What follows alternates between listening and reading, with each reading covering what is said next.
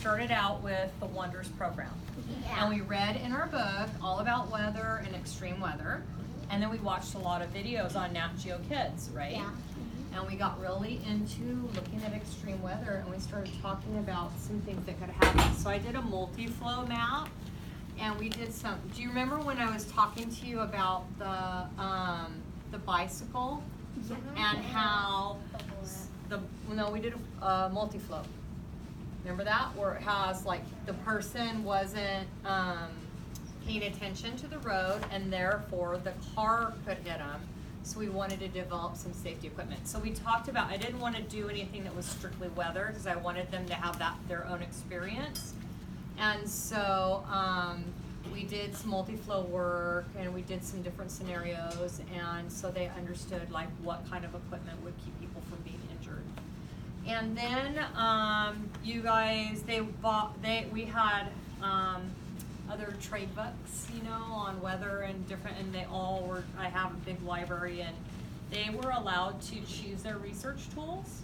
So you had books, you had the Chromebook, I did a Google Classroom, and for them to compile their research, and then we started brainstorming. Do you remember that? We did a circle map, started brainstorming some things that could happen, and some, we did a lot of different tree maps, and we talked about what the weather was like, and we talked about what it could affect, so we did cause and effect.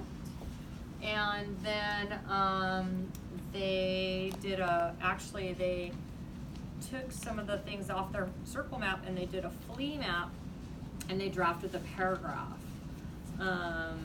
Just to give a little background information to the audience, and then they went through and explained their poster. And then we had a day where the children shared with you their thoughts on what would work, right? And then things that may not work that you might want to revisit, so you could rework it if you, and they were asking you if it was similar to the questions earlier, if it was feasible, if you could actually have that. And that was a really fun experience for them. They really enjoyed it. They were, when I looked at engagement, they were very engaged. They all participated in the collaborative conversations, right? And no one took one role. They were all really enmeshed and learning. So I think, any other questions? I was just gonna say, maybe how did you feel as a teacher? Was this a big shift for you? Was it challenging in the beginning? I think my only challenge was that I didn't really understand DOK and DOK3 and DOK4. Once I understood it, it was not a big shift.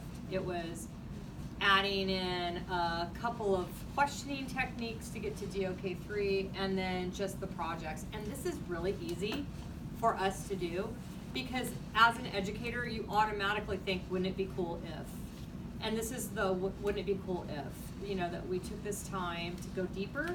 I loved the rigor of it. I loved teaching them how to research and just seeing their imaginations work, and I loved how they worked together. I thought they did a really great job.